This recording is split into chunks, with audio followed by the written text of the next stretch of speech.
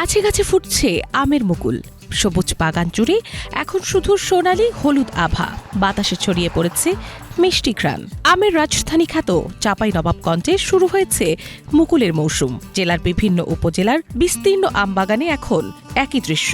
আর এই মুকুলকে ঘিরেই ভালো ফলনের আশায় ব্যস্ত সময় পার করছেন হাজারো আম চাষী। জেলার ৩৭,৪৮৭ হেক্টর আম বাগানে এখন একই চিত্র। এবার গাছে প্রচুর মুকুল এসেছে। শুরু থেকেই নিয়মিত পরিচর্যা করা হচ্ছে। চাষিরা বলছেন, আবহাওয়া অনুকূলে থাকলে এবার ভালো ফলনের সম্ভাবনা রয়েছে। ভালো মুকুল আসছে, মুকুল খুব আছে। কোনো গাছে আমের ফল দেখতে পাওয়া যাচ্ছে, দানা এসেছে। আমরা বীজ চাহার মারছি, সব কর্ম করছি, আমরা খাচ্ছি বাগানের পিছিয়ে। পরেও মুকুল আছে। মুকুল যেহেতু ৩-৪ গ্রুপে হয় কাটিমনের মুকুল, সেহেতু সামনে আবহাওয়া যদি ম্যাচ করে তাহলে আমার ফলন হয়তো বা ভালোই হতে পারে। তবে ঝড়, শিলাবৃষ্টি আর পোকামাকড়ের আক্রমণ নিয়ে শঙ্কাও আছে।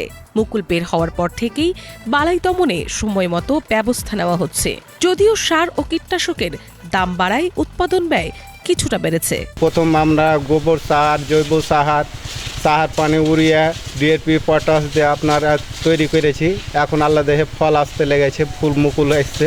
যেন বৃষ্টিটা না হয় এবং তাহলে যে মুকুলটি আছে সেটি পরিপূর্ণভাবে ফুটে যাবে। এবং এখন আমরা ব্যস্ত সময় পার করছি, গাছে স্প্রে দিচ্ছি, বালানাশক দিচ্ছি, সেচ দিচ্ছি।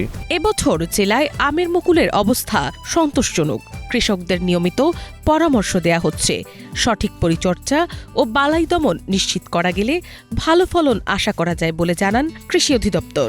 চাঁপাইনবাবগঞ্জ জেলাতে গত বছর আমাদের ৩৭,৫০৪ হেক্টর বাগানে আম উৎপাদন হয়, যেখান থেকে আমরা প্রায় 4,58,000 মেট্রিক টন আম উৎপাদন হয়েছিল।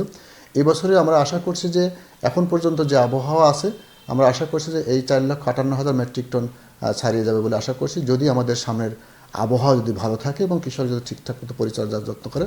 আর কয়েক মাস পর এই মুকুলই রূপ নেবে রসালো আমে। তখন দেশের বাজারে আবারও স্বাদ ও সুনামে জায়গা করে নেবে চাঁপাইনবাবগঞ্জের পাকা আম। Bangla vision news desk.